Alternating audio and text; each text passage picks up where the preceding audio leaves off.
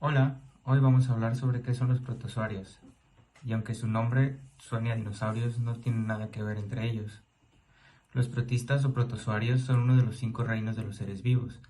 Son organismos eucariotas unicelulares. Esto significa que su núcleo se encuentra delimitado por una membrana.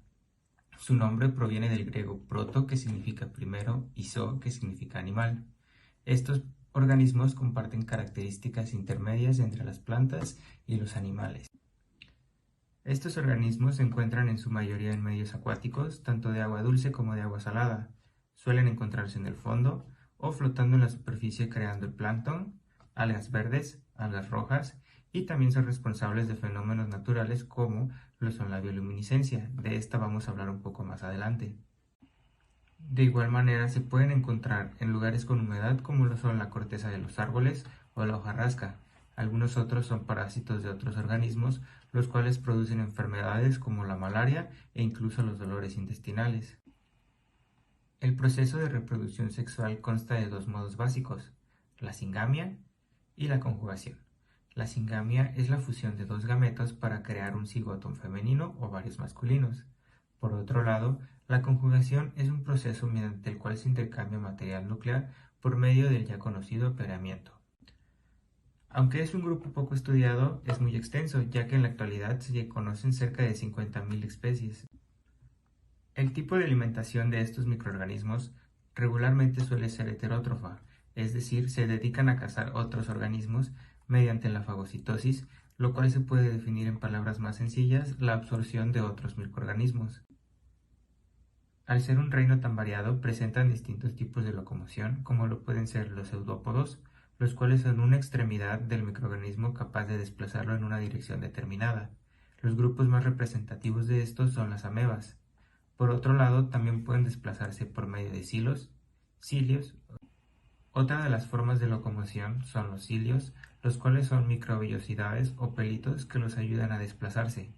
El flagelo, por otro lado, es un apéndice móvil en forma de látigo que se mueve en manera helicoidal, ayudándolos a desplazarse. El tipo más frecuente de locomoción se llama arrastre o gliding y este consiste en extensiones y contracciones del cuerpo del organismo con un movimiento parecido a un acordeón para realizar el desplazamiento. Estos organismos presentan dos tipos de reproducción, tanto asexual como sexual. En el caso de la reproducción asexual, esto es que una célula madre genera dos células hijas por medio de lo que ya conocemos como fisión binaria. El proceso de reproducción sexual consta de dos modos básicos, la singamia y la conjugación. La singamia es la fusión de dos gametos para crear un cigoto femenino o varios masculinos. Por otro lado, la conjugación es un proceso mediante el cual se intercambia material nuclear por medio del ya conocido apareamiento. Aunque este reino tiene una clasificación en grupos bastante extensa, hoy vamos a hablar de uno en específico que se trata de los dinoflagelados. Ahora bien, vamos a hablar de un dinoflagelado, en esta ocasión del de mayor tamaño, la Noctiluca scintillans. Se estima que su diámetro total podría ser de hasta 1 milímetro. Es de forma esférica y de un citoplasma transparente. A pesar de contar con un flagelo en su exterior, no lo utiliza para locomoción, ya que su movilidad depende de la flotabilidad que tenga dentro de la columna de agua. El tipo de reproducción de este organismo es mediante la fisión binaria, es decir, una célula madre se divide en dos más. Gracias a esto, ya que puede reproducirse por medio de fisión binaria o fisión múltiple, es que se da lugar a las numerosas poblaciones y la proliferación que puede llegar a tener este organismo. Su tipo de alimentación es heterótrofa. Como ya mencionamos, se alimenta de otros organismos. En este caso se llega a alimentar de plancton, microalgas, diatomeas y en algunos casos huevos de pescado. Se ha registrado una gran distribución de la Noctiluca scintillans alrededor de todo el mundo, sobre todo en el área de las costas y en las aguas poco profundas de la plataforma continental. De igual manera prefieren las aguas tropicales o subtropicales. La gran proliferación de estos organismos es gracias a la gran cantidad de luz que reciben, lo que hace que se pueda reproducir su principal fuente de alimento, lo que es el fitoplancton. Su distribución es tan abundante gracias a las altas concentraciones de fitoplancton, esto debido a la gran cantidad de luz que pueden absorber. Altas concentraciones de su alimento llegan a generar lo que puede ser la marea roja, lo cual tiene una importancia médica y económica. Pero dirás, ¿por qué tiene una importancia económica? Este organismo tiene una importancia tanto ecológica como económica. Por el lado ecológico, promueve el crecimiento de la marea roja, la bioluminiscencia y el daño al ecosistema marino.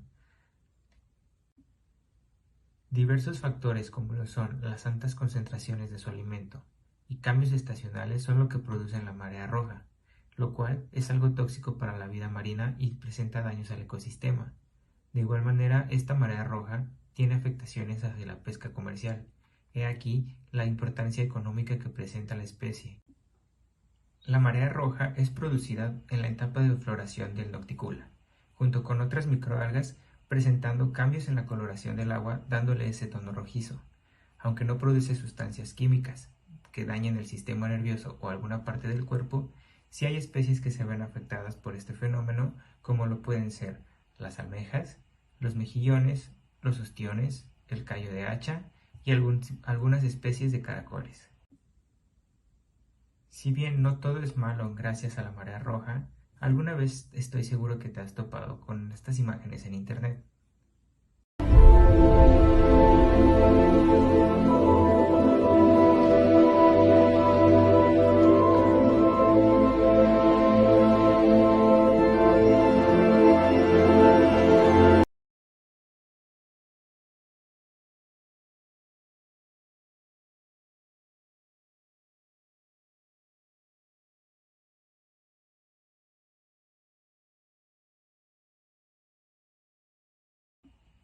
Lo que acabas de ver es algo conocido como bioluminiscencia. Este es un fenómeno que es gracias a la interacción de una reacción bioquímica, en donde el oxígeno es oxidado gracias a las proteínas luciferina y luciferasa, produciéndose la oxiluciferina con ayuda del ATP, esto provocando que se produzca luz y se libere agua. Ahora ya sabes más sobre estos organismos, así que la próxima vez que puedas encontrar bioluminiscencia en la playa ya sabes a qué se debe. Nos vemos y hasta la próxima.